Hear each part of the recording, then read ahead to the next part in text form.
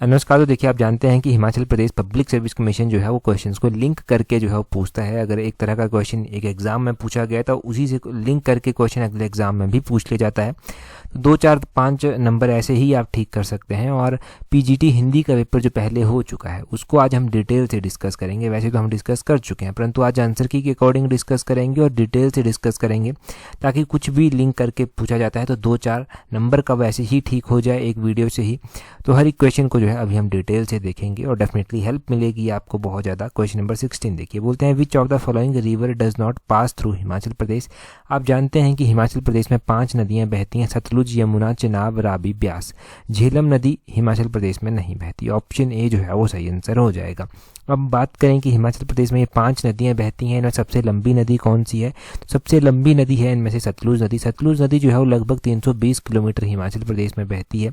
अगर हम बात करें कि सबसे छोटी नदी जो है वो कौन सी है, तो सबसे छोटी नदी जो है वो यमुना नदी जो है वो आती है, थोड़ी सी बहती है यहाँ पर हिमाचल प्रदेश में ये नदी, ये आपने ध्यान रखना है। और अगर हम बात करें झेलम नदी के बारे में, क्योंकि हिमाचल की नदियों के बारे में तो आप जानते ही हैं, झेलम नदी के बारे में हम जानें कि झेलम नदी का ओरिजिन कहाँ से होता है, कहाँ से ये नदी जो है वो निकलती है। और इस तरह से जो है वो क्वेश्चन बन सकता है एग्जाम में कि झेलम नदी जो है ना, झेलम नदी कहाँ से जो है वो निकलती है। तो झेलम नदी देखिए, पीर पंजाल की जो स्लोप्स हैं वहाँ पर एक वेरीनाग स्प्रिंग है, वेरीनाग स्प्रिंग से जो है ये निकलती है। ये आपने ध्यान रखना है, वेरीनाग स्प्रिंग आपने ध्यान रखना है जहाँ से ये निकलती है। और कहाँ पर ये पड़ता है? तो कश्मीर के अनंतनाग जिले में जो है ये पड़ता है। और भारत पाकिस्तान के बीच में ये सीमा का एक बाउंड्री का काम भी जो है वो करती है, इतना आप ध्यान रखें। और भारत हिमाचल की तो 5 नदियों के बारे में आप जानते ही हैं, तो झेलम नदी के बारे में नया जान लिया आज। क्वेश्चन नंबर 17 देखिए, बोलते हैं the Nati dance was listed in the Guinness book of world record as per largest folk dance in the world. तो बोलते हैं कि नाटी को जो है वो Guinness book of world record में जो है वो दर्ज किया गया है, इसका नाम सबसे बड़े लोक नृत्य के रूप में। और दूसरी स्टेटमेंट में बोलते हैं the Kullu Nati dance performed on Dussehra and depicts the story related to life of Lord Krishna and his रास लीला with the gopis। तो बोलते हैं कि ये जो नाटी होती है कुल्लू की नाटी में जो है भगवान श्री कृष्ण के जीवन और उनका गोपियों के साथ जो रासलीला थी उसको जो है वो दिखाया जाता है, उससे संबंधित कहानियों को जो है वो दर्शाया जाता है। अगर हम बात करें कौन सी स्टेटमेंट सही है, तो both statement 1 and 2 are correct. पहली और दूसरी स्टेटमेंट दोनों ही सही है। दशहरा देखो इंटरनेशनल लेवल का फेस्टिवल होता है डिस्ट्रिक्ट कुल्लू में, और यहाँ पर हर साल यहाँ पर नाटी परफॉर्म की जाती है। अलग अलग मैसेज जो है वो नाटी से दिया जाता है। कभी बेटी बचाओ का मैसेज यहाँ से दिया जाता है, कभी बहुत ज़्यादा लोग इकट्ठे होते हैं। फिर जब बहुत ज़्यादा लोग इकट्ठे हुए तो Guinness book of world record में जो है वो इसको शामिल किया जा चुका है, इसका नाम, ये आपने ध्यान रखना है।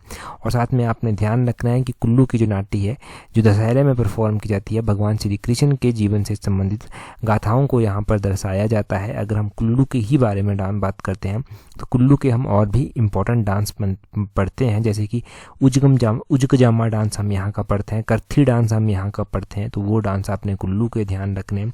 इसके अलावा जो है देखिए हम कहाँ कहाँ के इंपॉर्टेंट डांसेस पढ़ते हैं। लाहौल स्पीति के इंपॉर्टेंट डांसेस हो गए।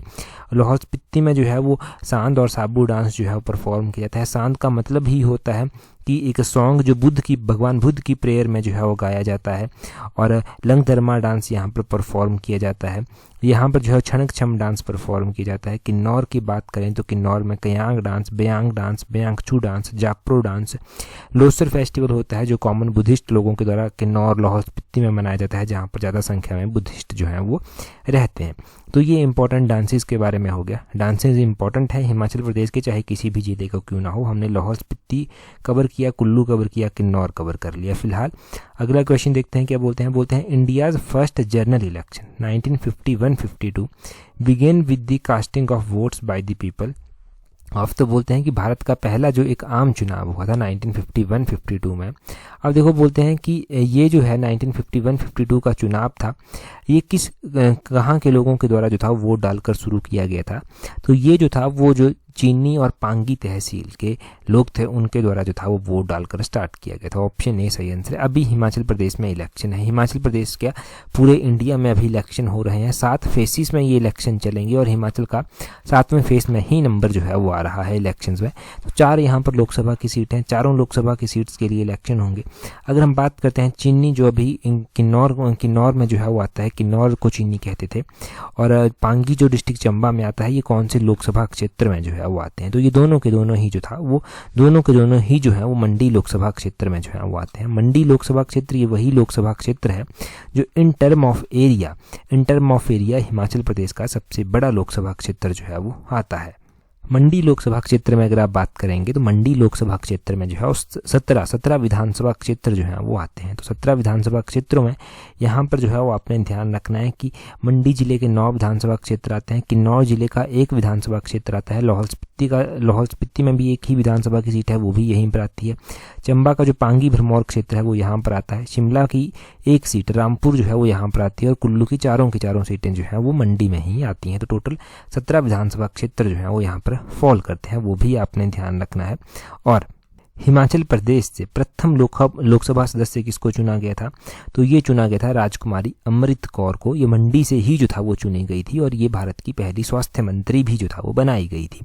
ये ध्यान रखना है, जब पहली बार इलेक्शन हुए थे ना तो उस टाइम 4 सीटें यहाँ पर नहीं हुआ करती थी, उस टाइम यहाँ पर 3 ही सीटें हुआ करती थी। एक महासू सीट होती थी, एक मंडी सीट होती थी और एक चंबा सीट होती थी। चौथी सीट तो बाद में चलकर जो था वो यहाँ पर जुड़ी है। लगभग 1957 की बात है जब हिमाचल प्रदेश में लोकसभा के इलेक्शन 4 सीटों पर जो था वो हुए थे, 4 इन सीटों के लिए हुए थे, ये आपने ध्यान रखना है। अगला क्वेश्चन देखिए, बोलते हैं in which year and date Himachal Pradesh was organised as a chief commissionery how many hill states were merged. तो बोलते हैं कि हिमाचल प्रदेश को मुख्य आयुक्त के रूप में किस वर्ष और तारीख को गठित किया गया था और कितनी पहाड़ी रियासतों का विलय यहाँ पर हुआ था। तो आपको पता है 15 अप्रैल थी 1948 था, ऑप्शन ए सही आंसर हो जाएगा। और 30 छोटी बड़ी रियासतें ऐसी थी जिनको मिलाकर जो था वो हिमाचल प्रदेश का गठन जो था वो किया गया था। क्वेश्चन नंबर 19 का ऑप्शन ए जो है वो सही आंसर हो जाएगा। 15 अप्रैल 1948 को एक लंबी राजनीतिक लड़ाई के बाद जो था वो क्या किया गया, वो शिमला जो क्षेत्र आता था ना, शिमला की 26 पहाड़ी रियासतें थी और 4 जो था वो पंजाबी पहाड़ी रियासतें थी। टोटल 30 रियासतें बन गई है। इन 30 रियासतों को मिलाकर एक हिमाचल प्रदेश गठन किया गया और इसको चीफ कमिश्नर प्रोविंस उस टाइम कहा जाता था। 1956 में बाद में चलकर ये केंद्र शासित प्रदेश भी बनता है। 1971 तक इसका यही स्टेटस जो है वो रहता है और दिसंबर 1970 की बात है कि एकमत होकर जो था वो संसद में एक बिल पारित किया जाता है कि हिमाचल प्रदेश को पूर्ण राज्य का दर्जा जो है वो दे दिया जाएगा। फाइनली हिमाचल प्रदेश को 1971 को एग्जैक्टली 25 जनवरी 1971 को पूर्ण राज्य का दर्जा मिल जाता है। क्वेश्चन नंबर 20 देखें, बोलते हैं स्टेटमेंट 1 में बोलते हैं Himachal Pradesh assembly passed the Panchayati Raj act 1974 which was implemented on 23 April 1994। Himachal Pradesh ने जो था वो विधानसभा में पंचायती राज अधिनियम 1994 को जो था वो पारित किया था और 23 अप्रैल 1994 को ये लागू भी कर दिया गया था। ये बोलते हैं इस स्टेटमेंट में। और दूसरी स्टेटमेंट में क्या बोलते हैं, दूसरी स्टेटमेंट में बोलते हैं कि as per section 97D of panchayati raj extension act in Himachal Pradesh reservation for the scheduled caste has been provided at village and block level. देखो अगर हम बात करें दोनों स्टेटमेंट्स की, दूसरी स्टेटमेंट में तो ये बोला गया है कि हिमाचल प्रदेश में ये जो पंचायती राज अधिनियम है इसकी धारा 97D जो है ना, इसके अनुसार अनुसूचित जातियों और उसके लिए जो है वो आरक्षण केवल ग्राम और ब्लॉक लेवल पर ही दिया जाएगा, ये कहा गया है। दूसरी स्टेटमेंट गलत है, पहली स्टेटमेंट सही है। जो पंचायती राज एक्ट था 1994 का, इसको इम्प्लीमेंट किया गया 23 अप्रैल 1994 को, ये ध्यान रखना है। दूसरी स्टेटमेंट में 97D एक्ट क्या था, ये 97D सेक्शन क्या था, ये क्या प्रोविज़न था इसमें, वो हम जानेंगे। देखो 97D में जो है वो बात की गई है रिजर्वेशन की। इसमें बात की गई है reservation of seats of office bearer in Panchayati, यानी कि जो शेड्यूल्ड एरिया है ना, शेड्यूल्ड एरिया में यहाँ पर रिजर्वेशन की बात की गई है कि पंचायत जो ग्राम पंचायत है वहाँ पर पंचायत समिति लेवल पर जो है ये रिजर्वेशन होगी। तो शेड्यूल्ड एरिया में ये बात की गई है, ना कि शेड्यूल्ड कास्ट के लिए, तो ये गलत हो जाएगा। ठीक है, तो इस हिसाब से ये स्टेटमेंट जो है वो गलत है। 97D की बात हुई तो D के बाद EB जो है वो आता है। 97E में जो है वो नॉमिनेशन ऑफ पर्सन की बात की गई है। इसमें कहा गया है कि सरकार जो है ना, सरकार किसी भी पर्सन को जो शेड्यूल्ड ट्राइब से बिलोंग करता है और जिसकी पंचायत समिति और पंचायत समिति और जिला परिषद में कोई भी रिप्रेजेंटेशन नहीं है, सरकार उसको नॉमिनेट कर सकती है। नॉमिनेशन की बात की गई है ट्राइबल एरिया से यहाँ पर। तो 97D के साथ 97E जोड़ लेना, ये मुझे इंपॉर्टेंट लग रहा है, पूछा जा सकता है एग्जाम में। अगला क्वेश्चन देखते हैं हमारे पास क्या पूछा गया है। यहाँ पर बोला गया है विच स्टेटमेंट इज रॉन्ग। तो यहाँ पर हम डायरेक्टली जो है वो रॉन्ग स्टेटमेंट को ही देखेंगे कि कौन सी रॉन्ग स्टेटमेंट जो है वो यहाँ पर दी गई है, फिर हम सही स्टेटमेंट की बात करेंगे। रॉन्ग स्टेटमेंट है यहाँ पर सी स्टेटमेंट, ऑप्शन सी सही आंसर है। A detail description of Kangra fort is not available in सास फतेह कांगड़ा। तो बोलते हैं कि कांगड़ा जिले का विस्तृत जो जानकारी है वो सास फतेह कांगड़ा में नहीं मिलती, ये रॉन्ग दिया गया है। बाकी देखो अगर हम बात करते हैं कि जहांगीर के कांगड़ा अभियान का उल्लेख जो है वो उसकी आत्मकथा तुझके जहांगीरी में मिलता है, ये बिल्कुल सही बात है। नगरकोट किले की घेराबंदी और विजय का उल्लेख जो सुल्तान फिरोज शाह तुगलक था उसके समकालीन या फिर फारसी स्रोतों में भी मिलता है, ये भी बिल्कुल सही बात है। और चौथी स्टेटमेंट में बोलते हैं कि पहाड़ों के शासकों को लगभग 200 वर्षों तक मुगल शासक अकबर के अधीनता तथा उसका जो कर था वो बनकर रहना पड़ा था, ये भी बिल्कुल सही बात यहाँ पर कही गई है। सिर्फ और सिर्फ रॉन्ग स्टेटमेंट जो दी गई है वो हमने जान ली। यहाँ पर फिरोज शाह तुगलक का नाम आपने पढ़ा, तो फिरोज शाह तुगलक के बारे में आप क्या पढ़ते हैं कि इसने कांगड़ा के ऊपर अटैक किया था, इसने कब जो था वो कांगड़ा के ऊपर अटैक किया था वो भी पता होना चाहिए। तो देखो फिरोज शाह तुगलक की बात की जाए तो फिरोज शाह तुगलक के द्वारा कांगड़ा के ऊपर अटैक किया गया था 1365 में। 1365 में इसने कांगड़ा के ऊपर अटैक किया था और उससे पहले 1337 में मोहम्मद बिन तुगलक के द्वारा कांगड़ा पर अटैक किया गया था, वो भी ध्यान रखना। अगला क्वेश्चन देखना 22 नंबर क्वेश्चन, इंपॉर्टेंट क्वेश्चन है, मोस्ट इंपॉर्टेंट कहेंगे। इसका आंसर देखिए पहले आप क्या है, यहाँ पर कुछ चीफ जस्टिस दिए गए हैं हिमाचल हाई कोर्ट के, उनका टेन्योर दिया गया है कि ये कब से लेकर कब तक जो था वो उनका कार्यकाल जो था वो रहा था। तो क्वेश्चन नंबर 22 की अगर हम बात करते हैं तो इसका सबसे पहले जस्टिस वी के मल्होत्रा दिया गया है। जस्टिस वी के मल्होत्रा का कार्यकाल जो था वो 15/1/1991 से लेकर स्टार्ट हुआ था और 4/8/1991 तक चला था। तो पहले के साथ दूसरा मैच हो जाएगा। अगर हम बात करते हैं लीला सेठ की, जो पहली महिला चीफ जस्टिस बनी थी हिमाचल प्रदेश हाई कोर्ट की, तो इनका कार्यकाल कब से लेकर कब तक चला था, इनका 6/8/1991 से लेकर 19/10/1992 तक चला था। तो इनका तीसरा जो है वो सही हो जाएगा, बी के साथ जो है वो तीसरा मैच हो जाएगा। सी की बात करें भवानी सिंह की, तो भवानी सिंह का कार्यकाल 20 अक्टूबर 1992 से लेकर 26/6/1993 तक रहा था, ये इसके साथ पहला मैच हो जाएगा। और चौथा बचा जस्टिस एस के सेठ। जस्टिस एस के सेठ की अगर हम बात करते हैं तो इनका कार्यकाल जो था वो कब से लेकर कब तक चला था, इनका कार्यकाल 1993 में रहा था, 26/6/1993 से लेकर 28/6/1993 तक, कुछ ही दिनों का रहा था, ये आपने ध्यान रखना है। ठीक है जी, तो ये हो गया यहाँ से, इस हिसाब से मैच हो जाएगा। तो ऑप्शन ए जो है वो क्वेश्चन नंबर 22 का जो है वो सही आंसर है। पहले के साथ दूसरा, दूसरे के साथ जो है वो तीसरा और तीसरे के साथ जो है वो पहला मैच, चौथे के साथ जो है वो चौथा मैच हो जाएगा। इस तरह से इनको मैच करना है। अगर हम बात करते हैं हिमाचल प्रदेश हाई कोर्ट की, प्रेजेंट टाइम में chief justice of Himachal Pradesh high court जो है वो कौन है, तो प्रेजेंट टाइम में chief justice of Himachal Pradesh high court है जस्टिस MS रामाचंद्र राव। ये 30 मई 2023 से जो है वो ऑफिस इन्होंने ज्वाइन किया था यहाँ पर, और अभी तक जो है वो यही है यहाँ के चीफ जस्टिस, ये आपने ध्यान रखना है। हिमाचल प्रदेश के जो पहले हाई कोर्ट के चीफ जस्टिस बने थे वो जस्टिस मिर्जा हिमदुल्ला बेग जो था वो बने थे। उनका कार्यकाल कब से लेकर कब तक रहा था, 25 जनवरी 1971 को कार्यकाल शुरू हुआ था और 9 दिसंबर 1971 तक उनका कार्यकाल रहा था। उसके बाद दूसरे जो बने थे वो बने थे RS पाठक। RS पाठक जो था वो दूसरे बने थे, तो 18 मार्च 1972 को उनका कार्यकाल स्टार्ट हो गया था और 19 फरवरी 1978 तक उनका कार्यकाल जो था वो चला था। तो वो पहले दूसरे जान लिए, प्रेजेंट टाइम में कौन है वो जान लिए, जो क्वेश्चन में दिए गए हैं वो हमने जान लिए। इतना काफ़ी है जानने के लिए यहाँ से। अगर देखो आप PGT की तैयारी कर रहे हैं और देखो PGT पेपर 1 का आपको पता है इंपॉर्टेंस ही बहुत ज़्यादा है, पेपर 1 में पास होंगे तभी पेपर 2 का फ़ायदा है मेहनत करने का भी। तो पेपर 1 में कोई भी दिक्कत आ रही है, प्रैक्टिस करना चाहते हैं ज़्यादा से ज़्यादा, तो आप हमारे टेस्ट सीरीज ज्वाइन कर सकते हैं। टेस्ट सीरीज का लिंक नीचे डिस्क्रिप्शन बॉक्स कमेंट बॉक्स में दिया गया है।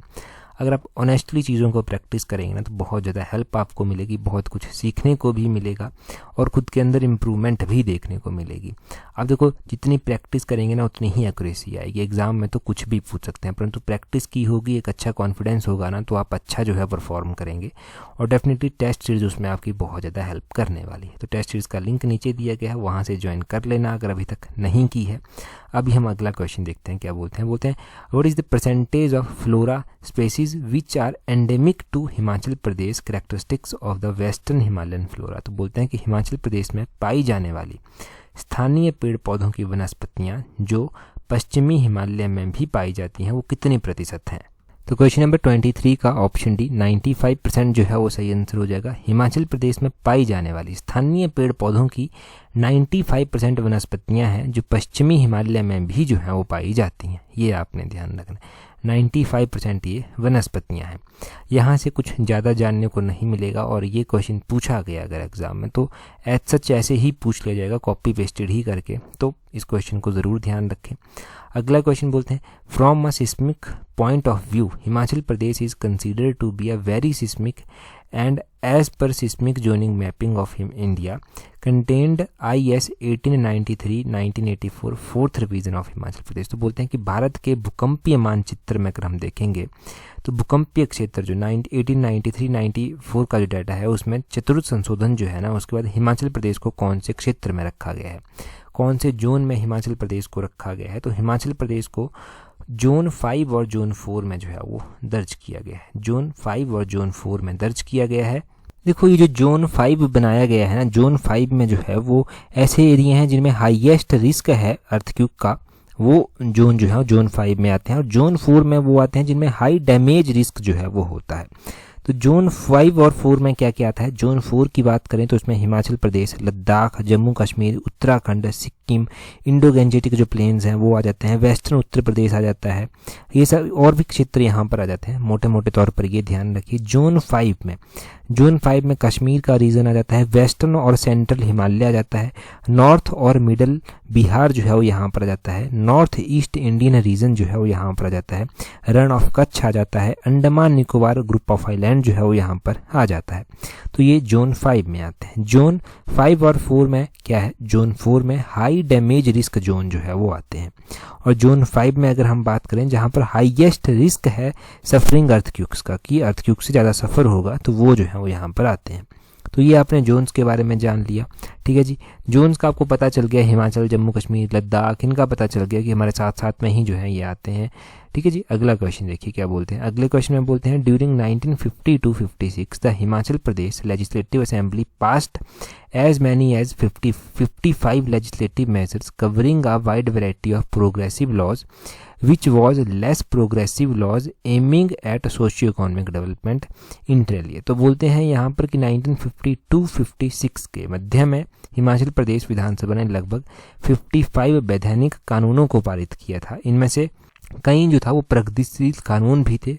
निम्न में से जो यहाँ पर हमारे पास ऑप्शंस दिए गए हैं, इनमें से जो है वो बोला गया है कि वैधानिक कानून कौन सा है जो सामाजिक और आर्थिक दृष्टिकोण से कम प्रगतिशील जो है वो माना जा सकता है।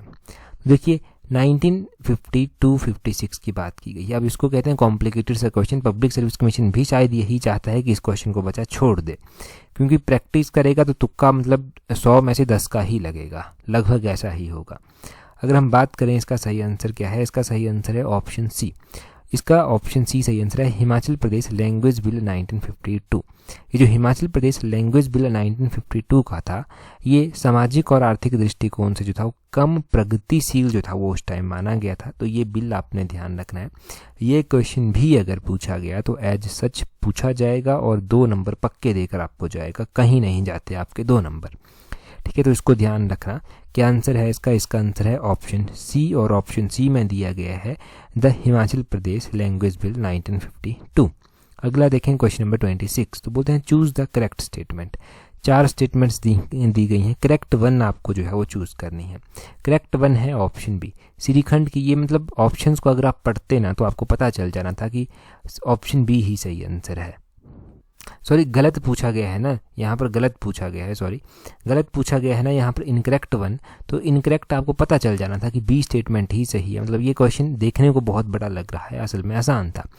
यहाँ पर श्रीखंड की बात की गई है कि श्रीखंड में जो है वो श्रीखंड जो है वो 15-20 के क्षेत्र में जो है स्थित एक चोटी है। 18,256 फीट पर ये आता है और यहाँ पर भगवान शिव की सोने की एक आकृति है जिसमें भगत जो है वो चर्च का कप जो है वो जलाते हैं। ऐसा कुछ भी नहीं होता, मतलब लिटरली ऐसा नहीं होता।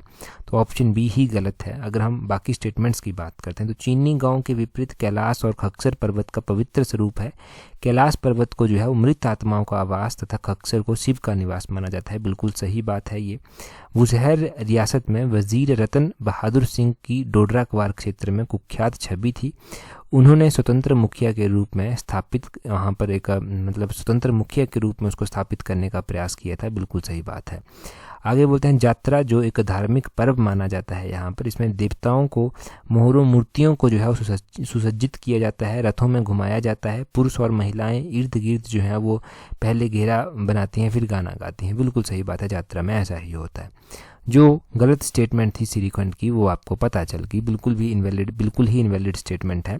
क्वेश्चन नंबर 27 देखिए। 27 में बोलते हैं during Mughal ruler rain Kangra we notice for the first time an evolution of a new cultural phenomena in which traditional Indian culture mingled with the finery of Persian court life। तो बोलते हैं कि किस मुगल शासक के समय कांगड़ा में हमें पहली बार नए सांस्कृतिक पहचान का ऐसा मिश्रण देखने को मिलता है जिसमें पारंपरिक भारतीय संस्कृति तथा फारसी कोर्ट लाइफ का अद्भुत मिश्रण जो है वो होता है। मतलब जब मुगलों का टाइम था ना, तो कांगड़ा में कब ऐसा हुआ कि एक ऐसे सांस्कृतिक मिश्रण देखने को मिला जिसमें फारसी भी और भारतीय संस्कृति भी, इनका जो है वो एक ज़बरदस्त मिश्रण जो था वो देखने को मिल रहा था। तो ये हुआ था अकबर के समय में। देखो अकबर की अगर आप टेन्योर की बात करेंगे ना, तो इसका टेन्योर काफ़ी समृद्ध माना गया। देखो अकबर के बारे में अगर आपने एंशियंट हिस्ट्री में भी पढ़ा है तो आपने अकबर का दीन-ए इलाही पढ़ा होगा, जिसकी स्थापना 1582 में जो था वो की गई थी। ध्यान रखना 1582 में ये दीन-ए इलाही की स्थापना की गई थी। इसको तौहीद-ए इलाही भी कहा जाता था। इसमें बहुत सारी विशेषताएं आती थी, जैसे इसमें जो था वो गाय का जो मांस था उसके सेवन पर जो था वो बैन लगा दिया गया था। गाय के मांस के ऊपर प्रतिबंध लगा दिया गया था कि वो नहीं करेंगे लोग। और इसमें जो था वो सूर्य की पूजा की शुरुआत जो था वो की गई थी। हिंदुओं द्वारा जो हवन किए जाते थे उनको जो है वो प्रोत्साहित किया गया। मतलब सभी धर्मों के बीच में एक अच्छा सहयोग हो, असमंजस, एक अच्छा जो है वो एक कॉपरेशन हो, उसको बैठाने की जो था वो कोशिश की गई थी। ये आपने ध्यान रखना है। 28 स्टेटमेंट में क्वेश्चन में बोलते हैं चूज द करेक्ट वन। तो यहाँ पर बोलते हैं in Himachal Pradesh about 60% of total cultivation is rain fed, कि क्या हिमाचल प्रदेश में लगभग 60% जो क्षेत्र हैं वो सिंचित हैं। दूसरे में बोलते हैं Sirmaur district received highest rainfall followed by Chamba, Kangra and Mandi, कि सबसे ज़्यादा बारिश जो है वो कहाँ पर होती है। सबसे ज़्यादा बारिश जो है वो होती है अपने सिरमौर में, और सिरमौर के बाद चंबा, कांगड़ा और मंडी में जो है वो होती है।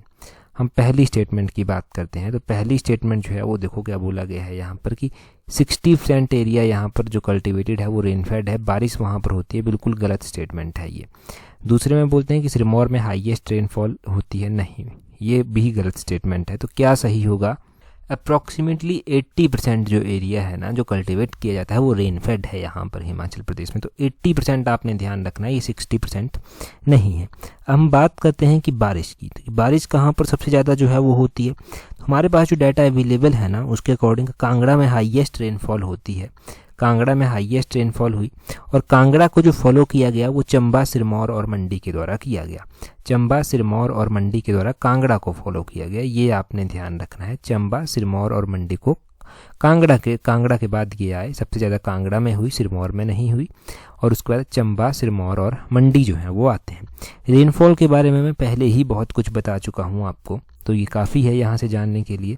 अगले क्वेश्चन में देखें, अरेंज द फॉलोइंग डिस्ट्रिक्ट, बोलते हैं हिमाचल प्रदेश के जो फ्रूट प्रोडक्शन जो होती है असेंडिंग ऑर्डर में जो है वो आपको इनको जो है वो क्या करना है, अरेंज करना है।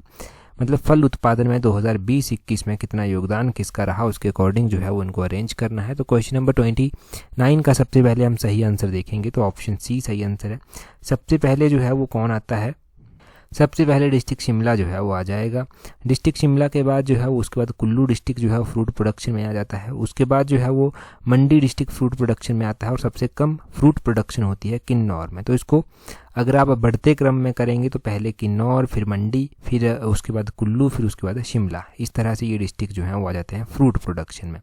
फ्रूट प्रोडक्शन का भी हर बार एक नया क्वेश्चन देखने को मिलता ही है हिमाचल में, हिमाचल के पेपर्स में जो पब्लिक सर्विस कमीशन कंडक्ट करता है। अब देखो अगर हम फ्रूट प्रोडक्शन की बात करते हैं ना अलग अलग फाइनेंशियल ईयर में, तो हम 2022-23 से जो है वो स्टार्ट करेंगे। 2022-23 में जो था वो कितनी फ्रूट प्रोडक्शन यहाँ पर हुई, यहाँ पर फ्रूट प्रोडक्शन हुई 8.14 लाख टन, ये आपने ध्यान रखना है।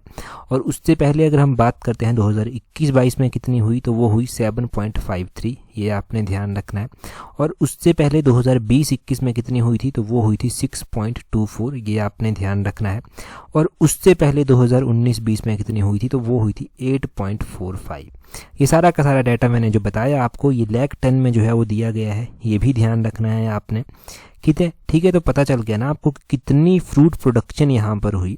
हमने 2019-20 का जाना, हमने 2020-21 का जाना, हमने 2021-22 का जाना, हमने 2022-23 का जाना।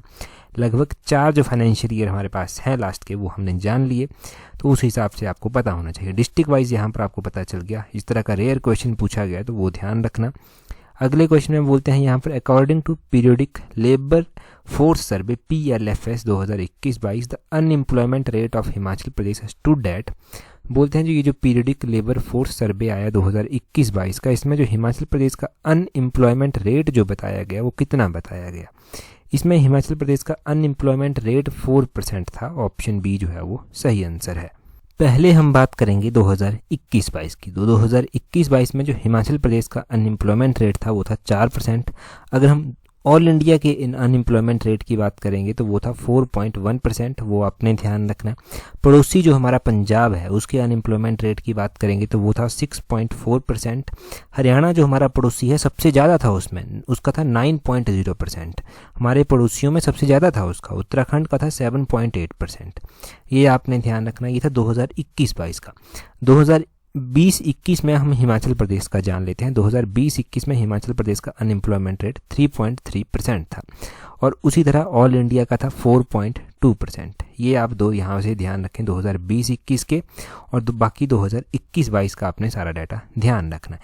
ये एलाइड के लिए भी इंपॉर्टेंट है। एलाइड सर्विसेज की अगर तैयारी कर रहे हैं तो एलाइड सर्विसेज की टेस्ट सीरीज का लिंक नीचे डिस्क्रिप्शन बॉक्स कमेंट बॉक्स में दिया गया है। बाकी जिन्होंने भी टेस्ट सीरीज ज्वाइन की है, टेस्ट सीरीज ग्रुप में देख लेना, चाहे वो एलाइड का हो गया चाहे PGT का हो गया। वहाँ पर इकोनॉमिक सर्वे जो 2022-23 का है उसकी PDF मैंने एक डाली थी क्वेश्चंस की, उसको एक बार रिवाइज कर लेना। वहाँ से भी प्रैक्टिस आपकी अच्छी खासी हो जाएगी। अभी और भी वहाँ पर आएंगी। अगर एलाइड की टेस्ट शीट्स के साथ आप जुड़ना चाहते हैं तो एलाइड की टेस्ट शीट्स का लिंक नीचे डिस्क्रिप्शन बॉक्स कमेंट बॉक्स में दिया गया है, वहाँ से ज्वाइन कर लें। डेफिनेटली आपको बहुत ज़्यादा हेल्प मिलेगी, जैसे कि पहले भी मिलती रही है। तो टेस्ट शीट ज्वाइन करें। अगर ऑनेस्टली प्रैक्टिस करेंगे तो एलाइड ही नहीं बाकी भी एग्जाम में आपको सफलता ज़रूर मिलेगी। ऑनेस्टली प्रैक्टिस करनी पड़ेगी, ईमानदारी से। बाकी एक क्वेश्चन मैं आपसे पूछ लेता हूँ, उस क्वेश्चन का आंसर आप कमेंट करके जो है वो बताइए। क्वेश्चन आपके लिए क्या है? क्वेश्चन है आपके लिए कि किन्नौर डिस्ट्रिक्ट जो है ना, किन्नौर का एरिया कितना है और वो पूरे हिमाचल का कितना % एरिया कवर करता है। ये क्वेश्चन आपके लिए है। जल्दी से कमेंट करके बता दीजिए। एक रिवीजन आपका होगा यहाँ से अच्छा खासा, और बहुत सारे चीज़ें सॉल्व होंगी आसपास की। टेलीग्राम ग्रुप पर ज्वाइन कर लेना। वहाँ पर ज्वाइन करने के लिए अपने टेलीग्राम से @allexam31 सर्च कर लेना, आपको हमारा टेलीग्राम चैनल मिल जाएगा। तो आज की इस वीडियो में इतना ही है। That's all for today. Thank you very much for watching and listening it very patience.